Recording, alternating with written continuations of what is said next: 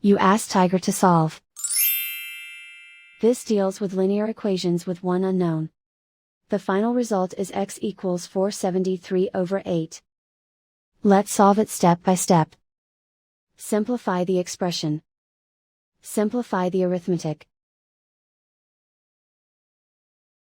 Group all constants on the right side of the equation. Subtract 186 from both sides.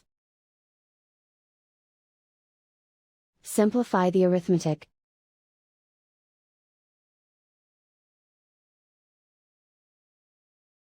Isolate the x. Divide both sides by 16. Simplify the fraction.